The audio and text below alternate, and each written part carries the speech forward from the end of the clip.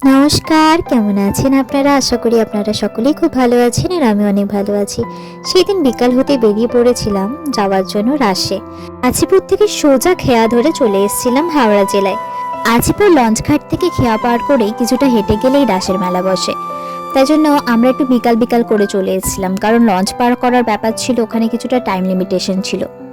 পুরোপুরি সন্ধে নামার আগেই আমরা এখানে পৌঁছে গিয়েছিলাম, কিন্তু এখানে ঘুরতে ঘুরতে পুরোপুরি সন্ধে নেমে গিয়েছিল। আগে আমাদের ওই পারে বছর রাস বসতো, কিন্তু এখন করে সেটা লকডাউনের পর একেবারে বন্ধ হয়ে গেছে, যে কারণে এই পারে চলে আসি রাস দেখতে।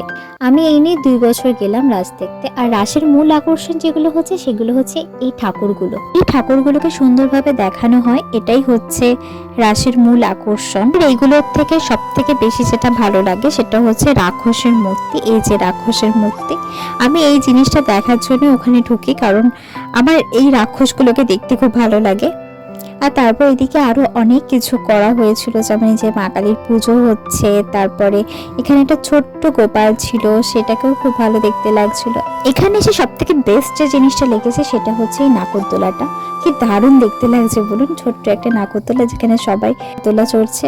আমি তো প্রচুর ভয় পাই নাগরদোলা চড়তে, কিন্তু ওদের চড়তে দেখে আমার বেশ ভালো লেগেছে। এই বানরগুলোকেও কত সুন্দর দেখতে লাগছিল বলুন। তারপর সবকিছু শেষ করে এখানে দেখা, তারপর সোজা চলেছে মেলার দিকে। মেলাতে গিয়ে কিছু কেনাকাটা করার ছিল, সেগুলো করলাম। আর তারপর চলে এলাম এই কেকের দোকানে। আমি জানি না মেলায় গেলে কারা কি খায়, কিন্তু আমার এই কেকগুলো খেতে খুব ভালো লাগে। আপনাদের কি ভালো লাগে একটু জানাবেন।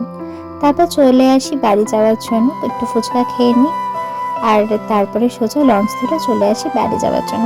আজকের মতো ভিডিওটাই পর্যন্ত, পরবর্তীতে আবার দেখা হবে, টাটা।